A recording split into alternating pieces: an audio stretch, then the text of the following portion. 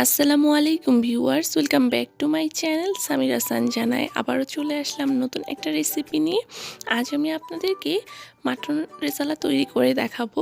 আমরা অনেকেই কিন্তু এই মাটন রেজালা কিংবা বিফ রেজালা বিয়ে বাড়িতে খেয়ে থাকি। তা আমরা ঘরেই কিন্তু চাইলে তৈরি করতে পারি বিয়ে বাড়ির স্বাদে মাটন রেজালা কিংবা গরুর রেজালা কিংবা হোক এটা মুরগির রেজালা। তো চলুন এই মজাদার বিয়ে বাড়ির স্বাদে মাটন রেজালাটা কীভাবে তৈরি করতে হয় দেখে নেওয়া যাক। তো এখানে আমি 1 কেজি মাটন নিয়েছি আর আমি মাংসটাকে আগে থাকতেই ধুয়ে পরিষ্কার করে নিয়েছিলাম। তো এখন এখানে আমি দিয়ে দিলাম পেঁয়াজ কুচি। এখানে আমি 1.5 কাপ পরিমাণে পেঁয়াজ কুচি দিয়েছি। আরও দিয়ে দিয়েছি এখানে 3টা দারুচিনি, বড় সাইজের একটা, ছোট সাইজের 2টা, দিয়ে দিতেছি 5-6টার মতো এলাচ। আরও দিয়ে দিতেছি এখানে আমি 4টার মতো তেজপাতা। যেহেতু তেজপাতাগুলো সাইজে ছোট তাই আমি আর ছিঁড়ে দিলাম না, আস্তেই দিয়ে দিলাম। আপনাদের একটু সুবিধার জন্য আমি হাতে দেখিয়ে দিলাম যে এখানে আমি 4টা তেজপাতা দিয়েছি। আরও দিয়ে দিলাম 6-7টার মতো লং। এখন দিয়ে দিতেছি এখানে আমি আদা আর রসুন বাটা 2 টেবিল চামচ। এখানে আমি আদা আর রসুনটাকে একসাথেই পেস্ট করে নিয়েছি।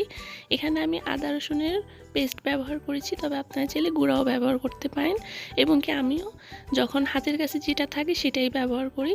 তো প্রথমেই দিয়ে দিলাম 1 টেবিল চামচ হলুদের গুঁড়া, 1 টেবিল চামচ লাল মরিচের গুঁড়া, আরও দিয়ে দিলাম এখানে আমি 1 টেবিল চামচ ধনে গুঁড়া, দিয়ে দিতেছি 1 চা চামচ পরিমাণ কালো গোলমরিচের গুঁড়া, 1 চা চামচ পরিমাণ জিরার গুঁড়া। তবে এখানে আমি সব শুকনো উপকরণ অ্যাড করতেছি, মানে যে উপকরণগুলো লাগতেছে মশলাগুলো, তবে আপনারা চাইলে এগুলো ব্লেন্ডারেও পেস্ট করে নিতে পারেন। তারপরে দিয়ে দিলাম এখানে আমি স্বাদ মতো লবণ, আরও দিয়ে দিলাম এখানে আমি পেঁয়াজ বেরেস্তা করে রাখা যে তেলটা থাকে ওই তেলটা, চেষ্টা করবেন ওই তেলটা দেওয়ার জন্য। এতে করে খুব ভালো একটা স্মেল আসে। আর বিয়ে বাড়িতে কিন্তু এই পেঁয়াজ বেরেস্তার তেল দিয়ে আর ঘি দিয়ে কিন্তু এই মাটন রেজালাটা তৈরি করে থাকে। তো এখন আমি এর মধ্যে 1 কাপ পরিমাণে পেঁয়াজ বেরেস্তার তেল দিয়ে ভালোভাবে এটাকে মিক্সড করে নিয়েছি। আর এই পর্যায়ে আমি চুলার আঁচটা ধরিয়ে দিব, রেখে দিতেছি ঢাকনা দিয়ে। বলক আসার পর ফিরে আসছি। তো চলে আসলাম আবারও বলক আসার পরে, আর একটু ভালোভাবে নেড়ে চেড়ে এই মাংস থেকে যে পানি উঠবে ওই পানি দিয়ে আমি মাংসটাকে কষিয়ে নেব 15 থেকে 20 মিনিটের মতো সময় নিয়ে। আর এই পর্যায়ে আমি এখানে দিয়ে দিলাম 1 চা চামচের মতো গরম মশলার গুঁড়া, আর 1 চামচের থেকে কিছু পরিমাণে কম জয়ফল আর জয়ত্রীকের গুঁড়াটা আমি দিয়ে দিলাম। তো ফিরে আসছি আবারও ঢাকনা দিয়ে রেখে 20 মিনিট পরে। তো চলে আসলাম 20 মিনিট পরে, আর যে পর্যায়ে তেলগুলো মাংসের উপরে ভেসে উঠবে ওই পর্যায়ে বুঝিয়ে যেতে হবে আপনার যেখানে মাংসটা কষানো হয়ে গেছে। তো এই পর্যায়ে আমি মাংসটা সিদ্ধ হওয়ার জন্য যতটুকু পানির প্রয়োজন আমি অতটুকু পানি দিয়ে মাংসটাকে রান্না করে নিব। আর এখানে আমি গরম পানি অ্যাড করেছি। তো এখন মাংসটা রান্না হতে হতে আমি এখানে একটা স্পেশাল মশলা আছে ওইটা তৈরি করে নিব। তো তার জন্য এখানে আমি নিয়েছি আধা কাপ টক দই, 2 টেবিল চামচ টমেটো সস, নিয়েছি 5-6টা কাঁচামরিচ, 2 টেবিল চামচের মতো কিশমিশ, 2 টেবিল চামচের মতো কাঠবাদাম, এবং কি হাফ কাপের মতো পেঁয়াজ বেরেস্তা। তবে আমি এখানে কাঠবাদাম নিয়েছি, আপনারা চাইলে যে কোনো বাদাম নিতে পারেন, কোনো সমস্যা নেই। এখন যেই পাত্রে আমি টমেটো সস এবং টক দইটা নিয়েছিলাম ওইটার মধ্যে আমি কিছু পরিমাণ লিকুইড দুধ দিয়ে একটা পেস্ট তৈরি করে নিব। তো এই তো আমার তৈরি হয়ে গেল মিশ্রণটা তৈরি করা। তো এখন চলে যাব রান্নার কাছে।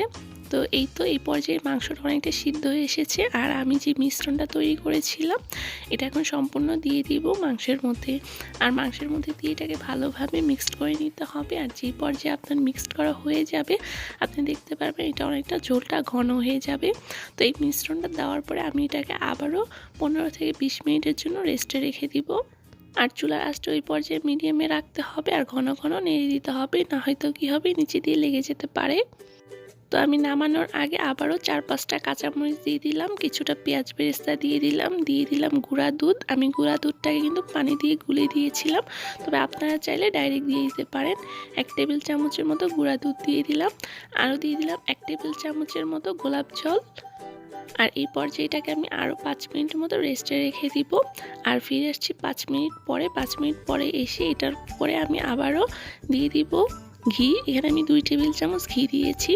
আর এই পর্যায়ে আমি মিনিট খানেক রেখে চলে যাব পরিবেশনের জন্য। এই তো তৈরি হয়ে গেল আমার বিয়ে বাড়ির স্বাদে মাটন রেজালা রেসিপি। আশা করি আমার আজকের এই সহজ রেসিপিটা আপনার কাছে ভালো লেগেছে। যদি আমার রেসিপিটা আপনার কাছে ভালো লেগে থাকে তাহলে প্লিজ আমার চ্যানেলটাকে সাবস্ক্রাইব করে ভিডিওতে একটি লাইক দিয়ে দিবেন।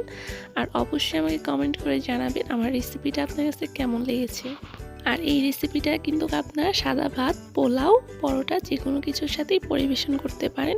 তো আজ এখানেই বিদায় নিচ্ছি। সব অনেক বেশি ভালো থাকবেন।